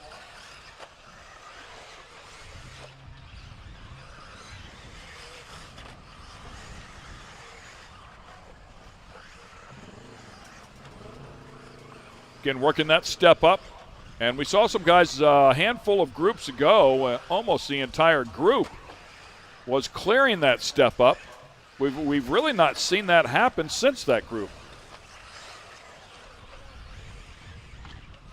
I believe it was the first e-buggy group that we saw that figured out how to clear that step up right there, and we've not seen it since. And the second group right behind them had some very talented invitational drivers in it, but chose not to go that route.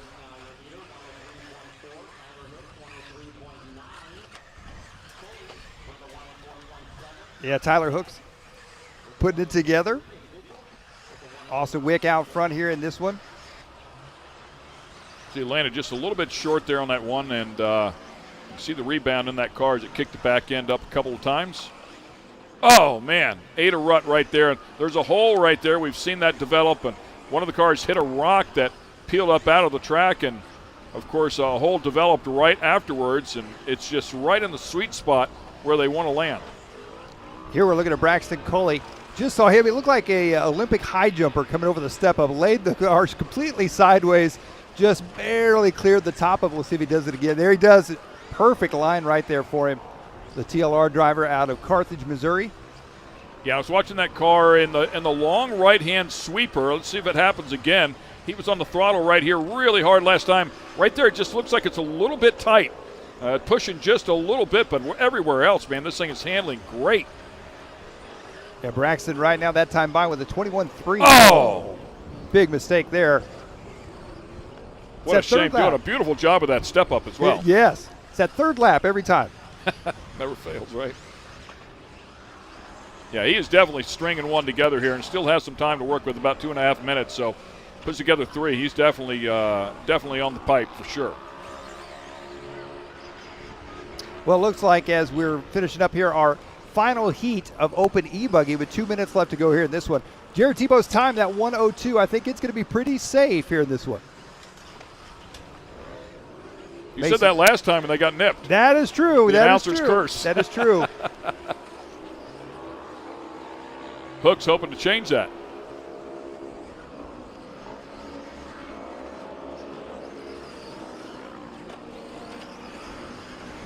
Well, a beautiful job right there. Again, right behind a competitor. We'll find out if, and how about that? Runs a perfect lap right down underneath him. Continues on, chasing that 3-lap average. Braxton is one of the few drivers, he's really got the step-up section figured out. That's going to play into his advantage, especially as the face of that step-up gets worse and worse. Whoa, getting a little bit out in the loose stuff there. Boy, backed it into that corner nicely. Minute 15 left here to go for these drivers here in open e-buggy. Our final heat for our first seeding round.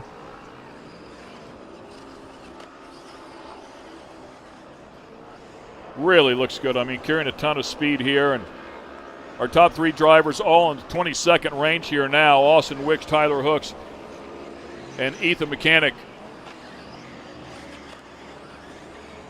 Austin Wick with the quickest 3-lap average so far, currently 13th overall in the e-buggy division. Watching Wicks right now.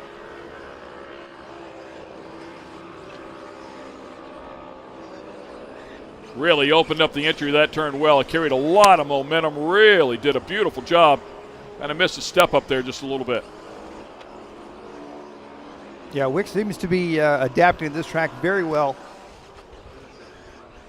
And as you mentioned earlier, I think a lot of this is going to be when it comes down to race time, not necessarily the fastest lap. It's going to be the most consistent laps on this track. It's very easy to get caught up. It's going to be easy to get caught in one of those holes and end up upside down. So being consistent, not crashing, I think is just going to be a key to the racing this weekend.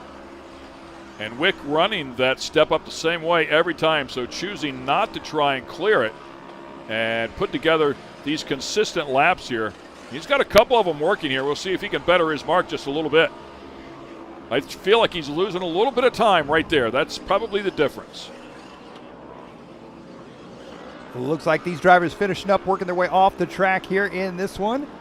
And Wick is going to take. How about that? Yeah, quite a finish there. Good for him. Yeah, he really strung together a handful of very consistent laps there for Austin Wick. As that wraps up that final group and the open e-buggy division, Austin Wick will end up 13th overall, a time of 103.4.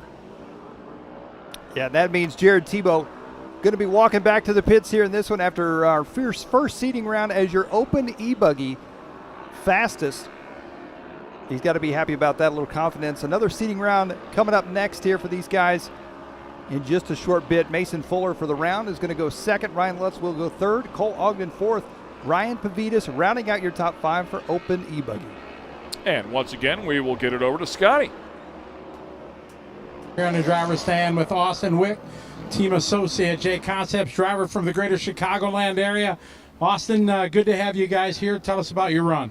Yeah, it was a little rough in some spots, but we're still trying to figure out the track, so you can't complain with what you have out there. There's a lot of competition. I'd say it's pretty solid, but definitely something to work towards. When you started racing, you started as an indoor 10-scale guy, you know, grew through the years. Now this year, really, you and your dad getting hot and heavy in the 8-scale. Yeah, we're from a little bit up north, so it's definitely more 10-scale most of the season just because it's hard to get outdoors up north in the wintertime. So definitely during the summer, we're trying to hit the 8-scale hard. What do you think about the chance to win $1,000 in Open for TQing around? That's pretty cool. Yeah, that's always sweet about this event. And everything else here is pretty sweet, too. This whole event it came together to be something great. Well, it's good to have you guys here. Best of luck. Yep, thank you. All right, there you go. Austin Wick from Chicago. He's digging his time here, having a good time. Thanks a lot, Scotty. I also saw that cool rag around his neck. Nice and warm up there, huh? It is definitely a hot one. You can see how much water they laid down in between the races and how fast it just soaks it up. It is. I agree with you. I think 50% of it just goes up immediately with this sun just soaking it up. It is brutal out there. Guys doing a great job, though, as is the staff. We appreciate everything they do. And once again, we'll take a quick break here. We'll come back on the other side.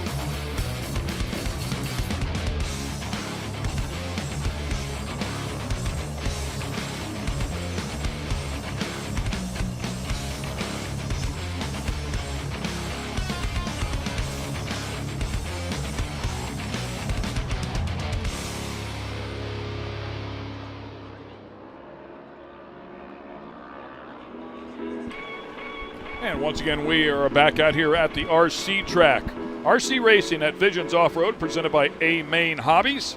We appreciate everything that A-Main Hobbies has done for us and continue to do here, especially this weekend with a beautiful display set up and some demo cars over there. If you'd like to try your hand at this, we would urge you to do so.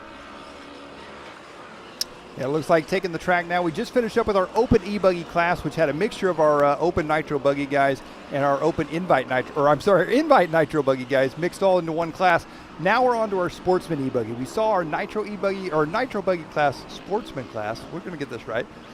Earlier on, and we only saw a few competitors in it. But the Sportsman e-buggy class, we talked about maybe the electric buggies being a little bit easier, a little less work to get into, a little more fun. You can see there's a lot more guys here in our Sportsman e-buggy class than there is in Sportsman nitro buggy. Yeah, by the way, it's my job to make all the mistakes here today. Well, so don't be doing my job for me. Good shot there of all the drivers on the driver's stand here in our Sportsman e-buggy class as they making their laps here. Let them get a few into this one. We'll see who's sitting on top of the leaderboard here for our seating practice here for Sportsman e-buggy.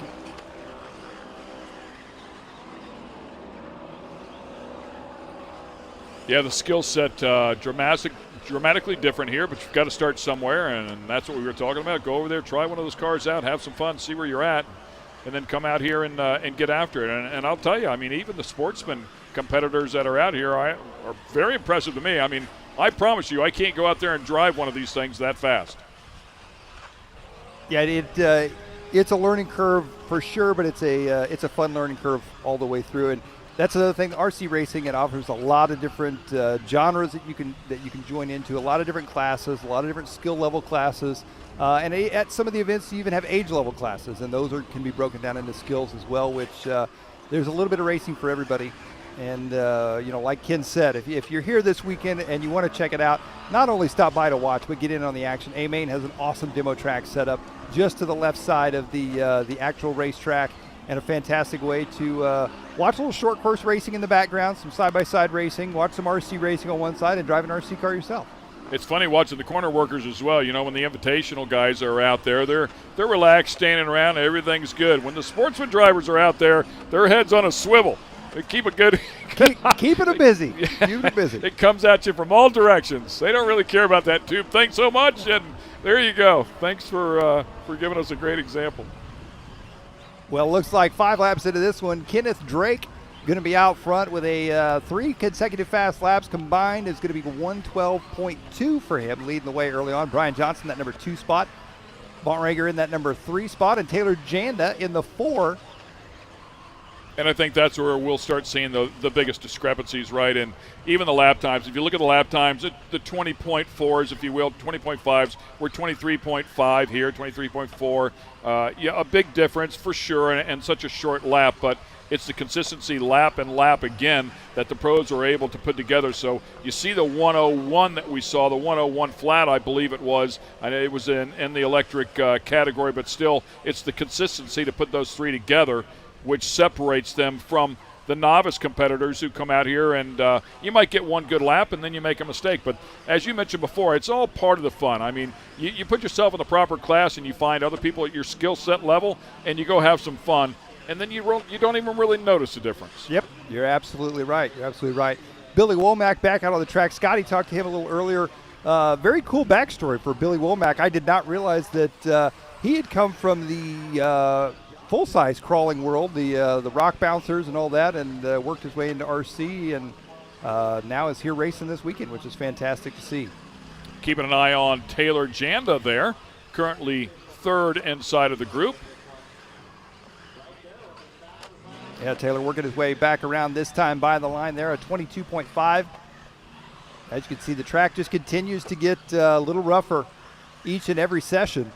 Oh, man, ate it big right there. Big cartwheel as they continue on here in this session. Time is ticking down with about 3.5 minutes left. Yeah, Johnson going to be out front. Drake in 2nd, Jan 3rd. Our 2nd round of seating practice going to be coming up next after this session, I do believe. Everybody's spaced out here nicely. At least with some good, clean track to work with. And we'll go back to one of the replays. Oh, man, just flew it a little bit too far, nose down, and stuffed it.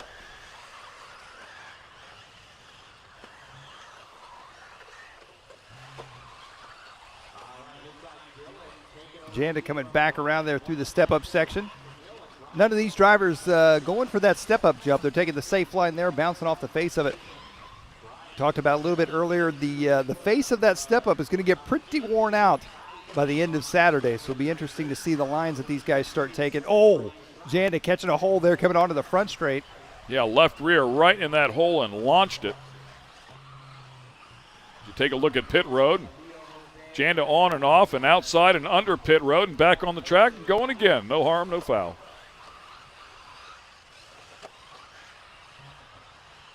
So we can have another look at this. Oof. There it is. It's kind of a redirection from a rut just previous to that and planted that left rear in that hole. That's the tricky part about this racing surface right now is there's just enough dust on top for these guys to kind of slide around. But, boy, when they catch a hole or a little bit of traction, the cars go flying. Yeah, and not unlike the big cars, if you can hit a hole and you're on the throttle, maybe spin the tire a little bit, there's a good chance you might be able to blast through that hole. If you're off the throttle and it just buries that tire and the sidewall inside of it, it's going to send you for a ride. Luckily for these drivers, they are safe up on the driver's stand and not strapped into these. Because if these guys were strapped in, we'd need some more medical personnel right away. There's some pretty wicked tumbles and stuff in the nose of one of these things in a big car and a real car is a really bad day. 1 minute left to go here in this one. Dylan now taking over that number 1 spot here, Sportsman e-buggy. Yeah, and these guys have shaved a couple of seconds off. They were at 112 initially and down to the 110s for their 3-lap average. Getting a feel for it, getting a handle on it. I'm impressed with them. I think it's great, and I agree with you. I mean, I think it's going to be some of the best racing we have of the weekend. Get them all out here on the track together and let them go at it.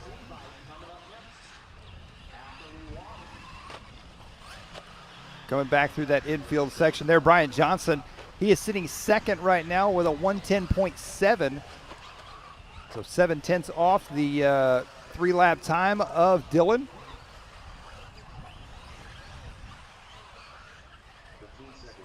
Taylor Janda in that 3rd place spot there with a 110.8. So even these guys only tenths of a second apart, separating them. Yeah, right back to what I said, is get yourself in a group where the skill set's about the same and the competition is great. It's good fun for everybody. Coming around this right-hander, this jump right here, man, they can really launch it. And we've seen that jump launch them to the inside, launch them to the outside. I mean, so far that they go off the track either way. So you've really got to hit it straight because you're on the throttle so hard. Another one where you're glad there's not a real driver in there. Yeah, absolutely. Quick barrel roll, right? Absolutely. And the cars are very durable. I mean, we've seen some pretty wicked wrecks. We've seen them stuff it into the tube pretty hard. I mean, right there, it's a pretty hard hit. And continue on. It seems to be no damage. It doesn't look like the front end's out of line.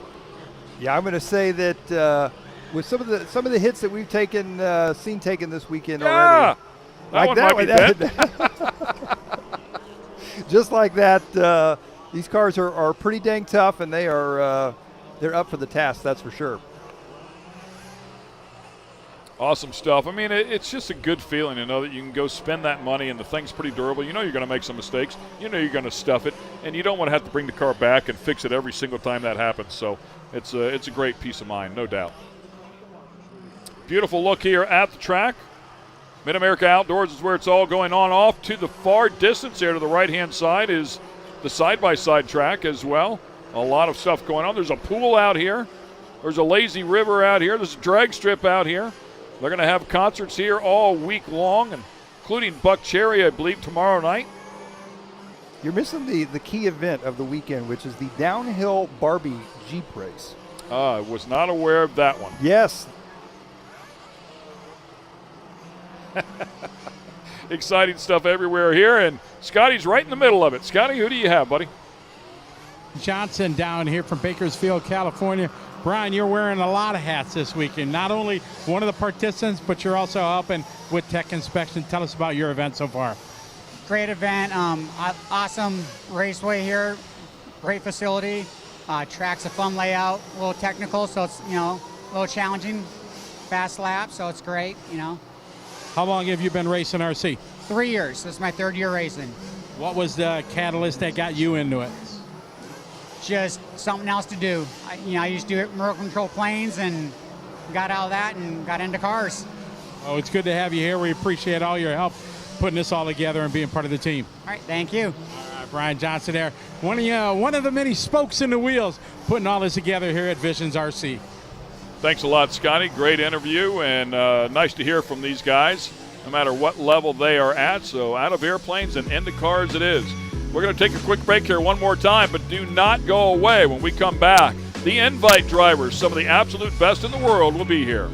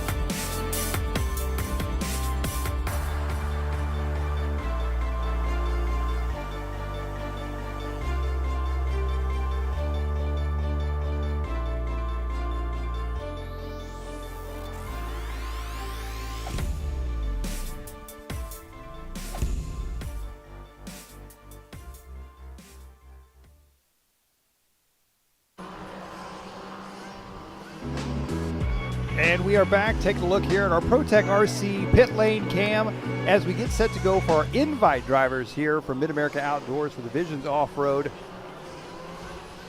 These drivers getting topped off here as they get set to go for seating round number 1, Invite Nitro Buggy, some of the best in the world right here on this RC track here this weekend. We got Ty Tessman, Jared Tebow, Seth Van Dalen, Jared Wiggins, Cole Ogden, Mason Fuller, Ryan Mayfield, Ryan Lutz, Ryan Davidas, Tanner Denny, Spencer Rivkin, and of course we'll have 4 of those open class drivers working their way up as well.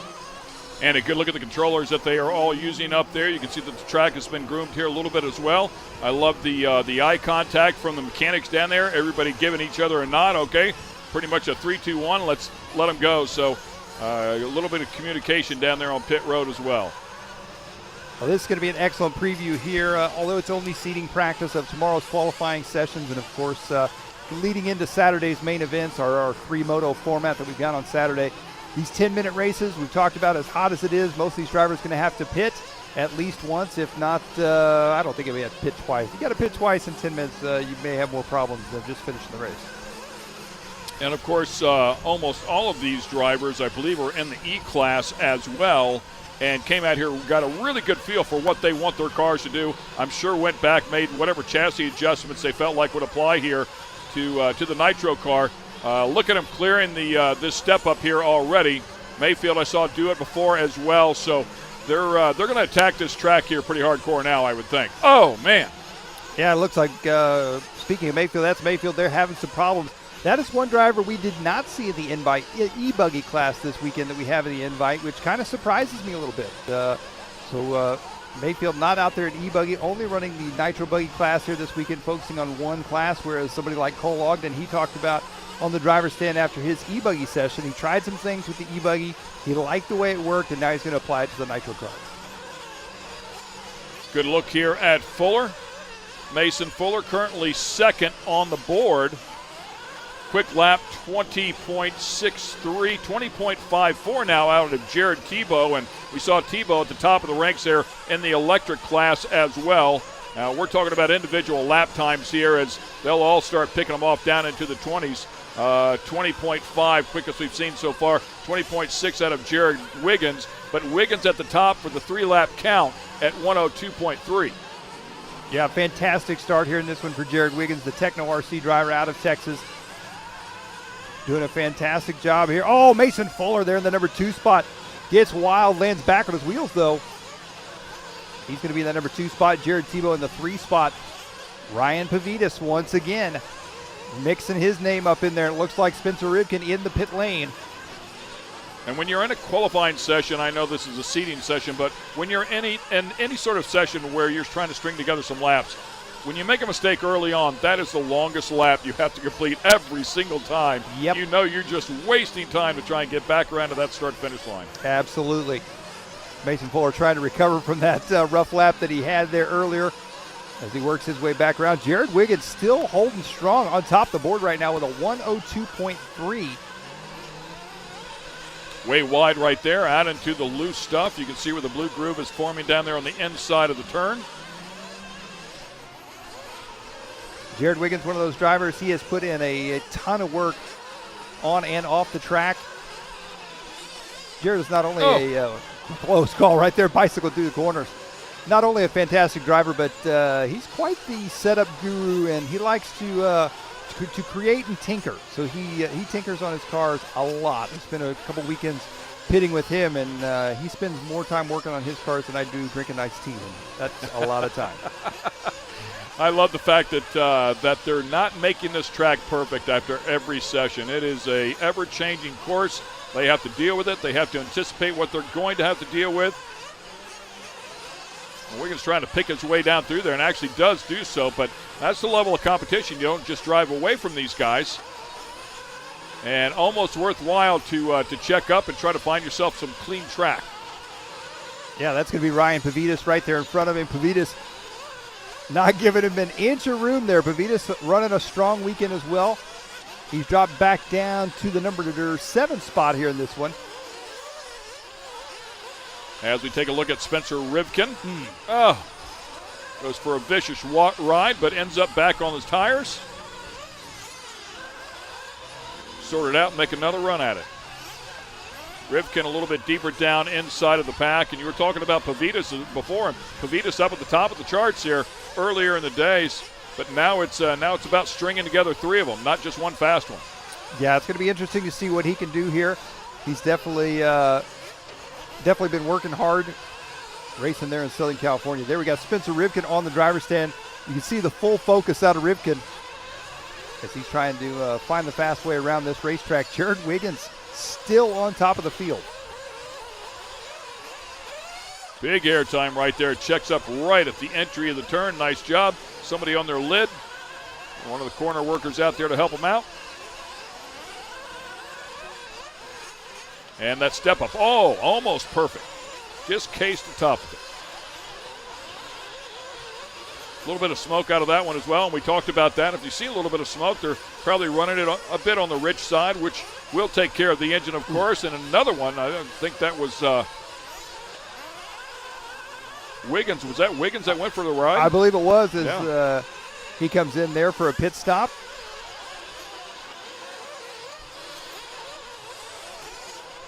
Another one to keep an eye on going to be Ryan Mayfield. He is sitting in that number 2 spot right now with a 102.3. 4 minutes left in this session.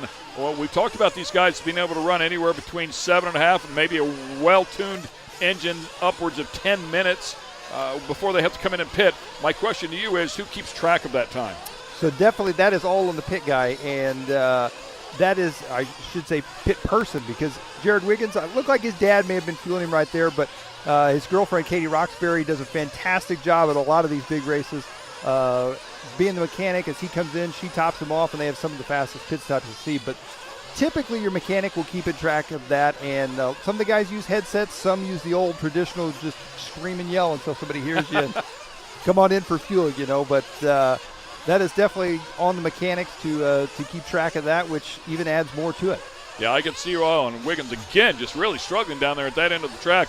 Goes for another ride, but I can see where a headset would definitely come into play here, as they are just so deathly focused on the car out there on the track.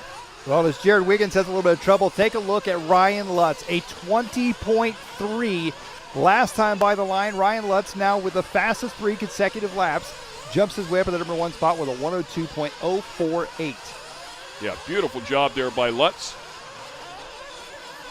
Lutz also in the E-Class. Chatted about him a little bit earlier as well. Keyshow chassis, a.k.a. tires, I believe, on that one. 11 events so far, ranked events, I should say. Comes in here ranked 28th, so just out of the top 25. Did have a podium, 3 top 5s, second at the DNC and Pro Electric Buggy, and we saw him come out here and do a great job in the electric class just a little bit ago. Yeah, the thing you got to watch out for with guys like Lutz and Mayfield, Tebow, and a lot of those guys that have been racing for a lot of years on a very high level. Off-road racing has changed a lot over the years, and back in the day, the tracks used to be rough and gnarly. And I mean, the level of prep and work that goes into a track now is 10 times better than it ever was. But these guys may have a little bit of an advantage here as this track gets rougher and rougher, as it's coming back to them from the early days, how to drive on these rough and gnarly tracks. Yeah, part of the trick is a low ride height. I'm not sure if they have a ride height rule here. I would think not. Typically, ride height rules are based around safety. But if they do or if they don't, you want a vehicle as low as you can possibly get it for that low center of gravity. Of course, whenever you do that, it really comes back to damper tuning to try and keep that thing off the ground, to keep it from stuffing the nose or stuffing the body down into the ground and checking you up. So it's quite a tap dance, and as the track gets rougher and rougher, as you just alluded to, well, all of that comes into play. Yeah, it's going to be setup is going to be suspension. The whole suspension package this weekend is going to be a big factor for these guys, and they'll all have it figured out. We're going to see some close racing between all of them for sure. Ryan Lutz still on top here in this one, still the only driver, 0.3 so far here in our Invite Nitro Buggy with less than a minute to go here for seating session number 1. And that is Ryan Lutz, as you were talking about him. Unfortunately, went off the track there right at the very end. As you can see him clip the inside of that tube and then right back out onto the track. But Lutz having a great session here so far.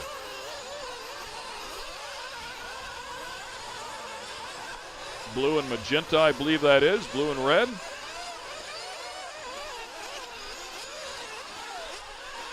Really nice setup right there in midair, and then stuffs it on the step up.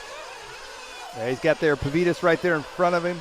And he's going to let those guys go by. That's going to be Mason Fuller there.